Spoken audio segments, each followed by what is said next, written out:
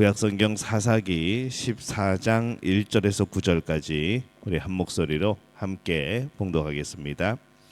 삼손이 딥나에 내려가서 거기서 블레셋 사람의 딸들 중에서 한 여자를 보고 올라와서 자기 부모에게 말하여 이르되 내가 딥나에서 블레셋 사람의 딸들 중에서 한 여자를 보았사오니 이제 그를 맞이하여 내 아내로 삼게 하소서 하매 그의 부모가 그에게 이르되 내 형제들의 딸들 중에나 내 백성 중에 어찌 여자가 없어서 내가 할례 받지 아니한 블레셋 사람에게 가서 아내를 맞으려 하느냐 하니 삼손이 그의 아버지에게 이르되 내가 그 여자를 좋아하오니 나를 위하여 그 여자를 데려오소서 하니라. 그때에 블레셋 사람이 이스라엘을 다스린 까닭에 삼손이 틈을 타서 블레셋 사람을 치려 함이었으나 그의 부모는 이 일이 여호와께로부터 나온 것인 줄을 알지 못하였더라. 삼손이 그의 부모와 함께 딥나에 내려가 딥나의 포도원에 이른즉 젊은 사자가 그를 보고 소리 지르는지라. 여호와의 영이 삼손에게 강하게 임하니 그가 손에 아무것도 없이 그 사자를 염소 새끼 찢는 것 같이 찢었으나 그는 자기가 행한 일을 부모에게 알리지 아니하였더라. 그가 내려가서 그 여자와 말하니 그 여자가 삼손의 눈에 들었더라. 얼마 후에 삼손이 그 여자를 맞이하려고 다시 가다가 돌이켜 그 사자의 주검을 본즉 사자의 몸에 벌떼와 꿀이 있는지라. 손으로 그 꿀을 떠서 걸어가며 먹고 그의 부모에게 이르러 그들에게 그것을 드려서 먹게 하였으나 그 꿀을 사자의 몸에서 떠왔다고는 알리지 아니하였더라. 아멘. 할렐루야. 하나님의 은혜가 오늘 새벽에 하루의 첫 시간을 주 앞에 드리는 우리 믿음의 가족들에게 함께 하시기를 예수님의 이름으로 축원합니다. 오늘 말씀은 이 삼손의 사역의 시작에 대한 그런 내용을 담고 있습니다. 사사들을 보면은 보통 하나님의 영이 임하면 백성들을 모아서 이제 적들과 싸우는 그런 구조로 되어 있습니다. 그런데 이 삼손은 하나님의 영이 임하였을 때, 하나님의 이끄심이 있었을 때 결혼을 하게 되어지죠. 이 삼손은 블레셋 도시인 딥나로 내려갑니다. 그곳에서 한 여자를 보고 사랑에 빠지고 그래서 그를 내 아내로 삼게 하소서라고 부모에게 요청을 합니다.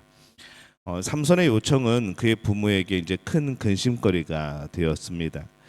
3절에 보면은 그의 부모가 그에게 이르되 내 형제의 딸들 중에나 내 백성의 중에 어찌 여자가 없어서 내가 할례 받지 아니한 블레셋 사람에게 가서 아내를 맞으려 하느냐 하니 삼손이 그의 아버지에게 이르되 내가 그 여자를 좋아하오니 나를 위하여 그 여자를 데려오소서 하니라. 지금 블레셋의 지배권 아래에 있지만은 그래도 이방 여인과 결혼하는 것은 성경에서 금하는 그런 내용입니다. 그래서 다시 생각해보라라고 하는 것이죠. 근데 이 삼손은 막무가내입니다. 삼손은 자기 위주의 그런 사람입니다. 내가 그 여자를 좋아하오니라고 말하죠. 하나님의 눈도 아니고 부모의 눈도 아니고 자신의 눈에 좋은 대로 여자를 결정하고 결혼하고자 하는 것. 그는 하나님을 거역하고 부모를 거역하는 그런 모습을 보이고 있습니다. 근데 이 삼손이 블레셋 여인과 결혼한 이유가 과연 무엇인가? 마음에 들었기 때문에 결혼하려고 했겠죠. 근데 그의 이 결혼의 내용이 이 전개의 중심이기 때문에 그 이유를 분명히 아는 것이 우리에게 좀 필요한 부분입니다. 4절에 보면 이렇게 기록이 되어 있습니다. 그때에 블레셋 사람이 이스라엘을 다스린 까닭에 삼손이 틈을 타서 블레셋 사람을 치려 함이었으나 그의 부모는 이 일이 여호와께로부터 나온 것인 줄은 알지 못하였더라. 이 삼손이 틈을 타서 블레셋 사람을 치려 함이었으나 이 구절은 좀 해석을 오해하게 만들죠. 우리가 이 새로 번역한 이 삼손은 3인칭 단수 인칭 대명사를 번역한 겁니다. 이게 무슨 뜻인가 하면은 다른 한글 번역 그리고 대부분의 영어 성경이 이 3인칭 대명사를 삼손이 아니라 하나님이라고 그렇게 기록을 하고 있습니다. 그렇게 번역을 하죠. 그래서 그렇게 우리가 해석을 하면은 그 다음에 이 4절은 이제 거기에 대한 부가적인 설명이 되어집니다. 하나님의 섭리에 대한 설명이 되어지는 것이죠. 그래서 이것을 우리가 해석을 하다 보면은 삼손이 블레셋을 치기 위해서 의도적으로 블레셋의 여인과 결혼한 것이 아니라 그는 그 여자가 좋아서 결혼하려고 하였는데 단지 하나님께서 그것마저도 선한 일의 도구로 사용하셨다라는 그런 이제 해석이 되어지는 것이죠. 그래서 조금 이 구절이 좀 해석을 오해하게 만드는 그런 내용들이 좀 있습니다. 이 삼손은 블레셋 여인과 그 결혼 그리고 잔치 또 잔치에서의 포도주와 독주로 이 나실인의 이 첫 번째 언약을 깨뜨려 버립니다. 자신이 나실인이라는 것을 뭐 거의 잊은 것처럼 그렇게 보여지기도 하죠. 사랑의 눈이 멀면 그럴까라는 생각을 해봅니다. 눈이 먼 사랑은 근데 결코 좋은 것만은 아닙니다. 삼손이 딥나에 가던 길에 사자를 만납니다. 근데 이 5절에 보면 삼손이 그의 부모와 함께 딥나에 내려가 딥나의 포도원에 이른즉 젊은 사자가 그를 보고 소리 지르는지라 이렇게 되어 있습니다. 사자를 만나면은 어떻게 됩니까? 도망가야죠. 도망가는 게 가장 좋은 선택입니다. 그런데 기적 같은 일이 일어납니다.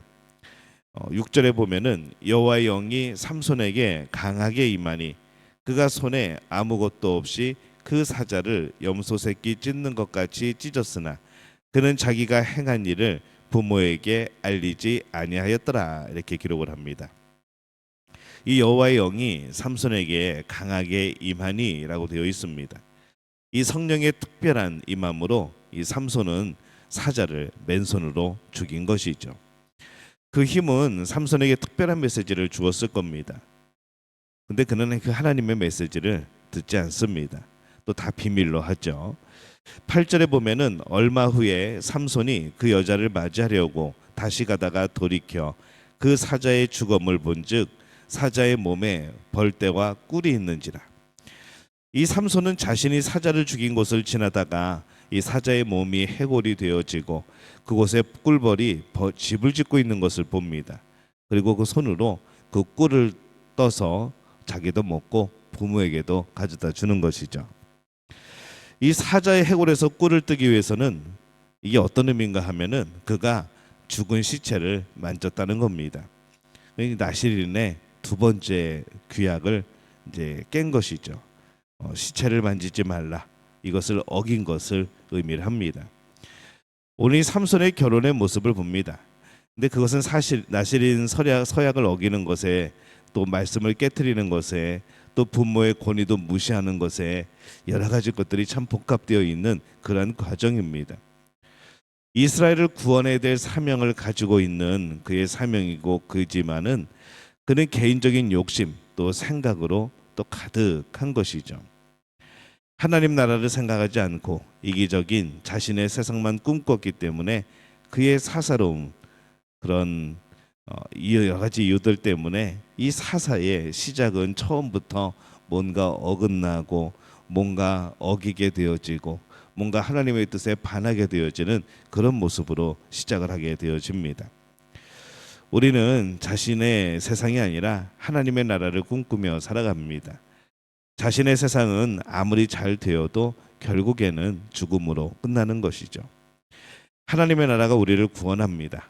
하나님의 나라가 세상을 구원합니다. 우리의 직무가 무엇이든지 그러한 것이죠. 나를 통하여서 하나님께서 하나님의 나라를 어떻게 이루어 가시는가, 이것이 우리에게 참 중요한 인생의 의미가 되어지는 겁니다. 나를 통해서 하나님이 무엇을 하시는가, 나를 통하여 하나님이 어떤 일을 행하고 계시는가, 이것이 우리에게 참 중요한 의미가 또 되어져야 합니다.